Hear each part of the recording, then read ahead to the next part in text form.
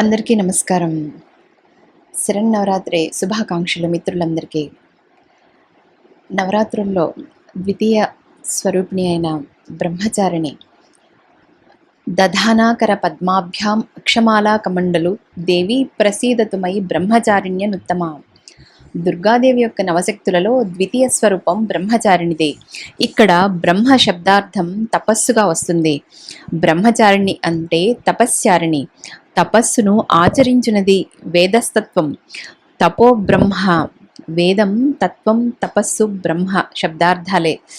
బ్రహ్మచారిణి స్వరూపం పూర్ణ జ్యోతిర్మయమై అత్యంత భవ్యమైనది. ఈమె దక్షిణ హస్తంలో జపమాల, వామహస్తంలో కమండలం ఉంటుంది. తన పూర్వజన్మలో ఈమె హిమవంతుని సదనంలో పుత్రీ రూపంలో ప్రభవించిన వేళలో నారద దేవర్షి ఉపదేశానుసారం శంకర భగవానుని భర్తగా పొంద అత్యంత కఠిన తపస్సు చేసింది. ఈ దుష్కర తపస్సు కారణంగానే ఈమెను తపస్యారిణి అంటే బ్రహ్మచారిణి నామంతో జనులు వ్యవహరించేవారు. 1000 సంవత్సరాల కాలం ఈమె కేవలం ఫలమూలాలు మాత్రం గ్రహించి గడిపివేసింది. 100 సంవత్సర కాల పర్యంతం కేవలం శాకంపై జీవించింది. కొంతకాలం కఠినోపవాసం చేసి ఆకాశం క్రింద ఎండా వానలను లెక్క చేయక భయంకర కష్టాలను సహించింది. ఆ కఠిన తపస్సు తర్వాత 3000 సంవత్సరాలు రాలిన ఆకులను మాత్రం భక్షించి అహర్నిశలు శంకర భగవదారాధన చేసింది. ఆ తరువాత ఆమె ఎండుటాకులను భక్షించడం కూడా మానివేసింది. ఎన్నో వేల సంవత్సరాలు జలరహితంగా నిరాహారంగా తపస్సు చేసింది. పర్ణాలను కూడా విడనాడడం వల్ల అపర్ణా నామంతో ఆమె ఖ్యాతిగాంచింది. 1000 సంవత్సరాల కఠిన తపస్సు కారణంగా బ్రహ్మచారిణీ దేవి శరీరం క్షీణించిపోయింది. తీవ్రతరంగా ఆమె కాయం కృషించింది. అట్టి ఆమె దశను తిలకించిన ఆమె తల్లి మీనాదేవి తీవ్రంగా వేదన పడసాగింది. ఆమె తన పుత్రిని ఆ తపస్సు నుండి విరమింపచేయాలని ఉమా, అరే వద్దు, ఓ వద్దు అని పిలిచింది.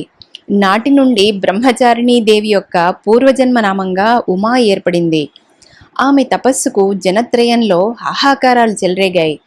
దేవతలు, ఋషులు, సిద్ధులు, మునులు అందరికందరూ బ్రహ్మచారిణీ దేవి యొక్క ఆ తపశ్చర్యను అభూతపూర్వకంగా పుణ్యకృత్యంగా వర్ణిస్తూ ప్రశంసించసాగారు.